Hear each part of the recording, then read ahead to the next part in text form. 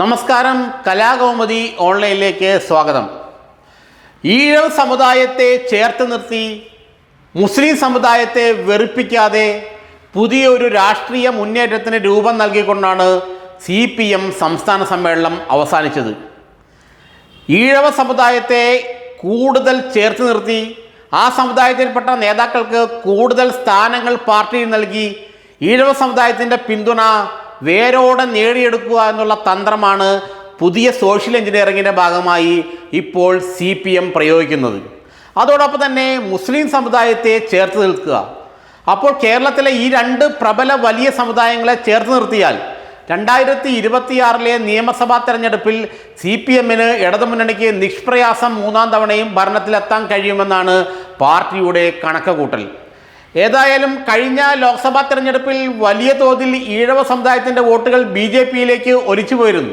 പലപ്പോഴും CPM സ്ഥാനാർത്ഥികളുടെ പരാജയത്തിന് ഇടയാക്കിയത് ഈഴവ സമുദായത്തിൽ നിന്നും BJPയിലേക്കുള്ള വോട്ടിൻ്റെ ഒഴുക്കാണ്. ഈ ഒഴുക്ക് തടയണമെന്ന് ദൃഢനിശ്ചയമെടുത്തിരിക്കുകയാണ് CPM.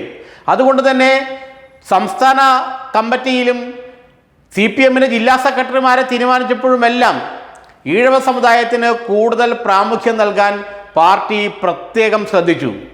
പ്രത്യേകിച്ച് കണ്ണൂർ ലോബിയിൽ നിന്നുള്ള KK ശൈലജ, NV ജയരാജൻ അടക്കമുള്ള നേതാക്കളെ സംസ്ഥാന സെക്രട്ടേറിയറ്റിലേക്ക് കൊണ്ടുവന്ന് പിണറായി വിജയനൊപ്പം തന്നെ ആ സമുദായത്തിൽ നിന്നും മറ്റു നേതാക്കളും പാർട്ടിക്കുണ്ടെന്ന് ജനങ്ങൾക്ക് മുന്നിൽ വെളിവാക്കുക എന്നൊരു ദൗത്യവും പാർട്ടി ഈ സംസ്ഥാന സമ്മേളനത്തിനിടെ ഏറ്റെടുത്തു.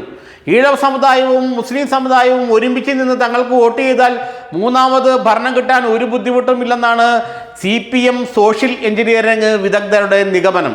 2021 നിയമസഭാ തെരഞ്ഞെടുപ്പിൽ യഥാർത്ഥത്തിൽ CPMനെ പിണറായിയെ രണ്ടാം തവണ അധികാരത്തിലെത്തിച്ചത് ഈ സോഷ്യൽ എഞ്ചിനീയറിംഗ് തന്നെയായിരുന്നു. ഈഴവ മുസ്ലിം കൂട്ടുകെട്ടിൻ്റെ N ബ്ലോക്ക് വോട്ടുകൾ CPMന് വീണതാണ് രണ്ടാം തവണയും പിണറായിക്ക് ഭരണം ലഭിക്കാൻ കാരണം. അതേ തന്ത്രമാണ് ഇപ്പോഴും CPM പ്രയോഗിക്കുന്നത്.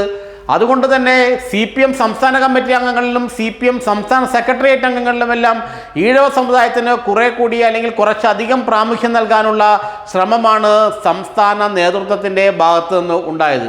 അതോടൊപ്പം തന്നെ മുസ്ലിം സമുദായത്തിൽ നിന്നും കൂടുതൽ ചെറുപ്പക്കാരെ CPM സംസ്ഥാന കമ്മിറ്റിയിലേക്ക് എത്തിക്കാനുള്ള തന്ത്രവും CPM വളരെ ഭംഗിയായി നടപ്പാക്കി.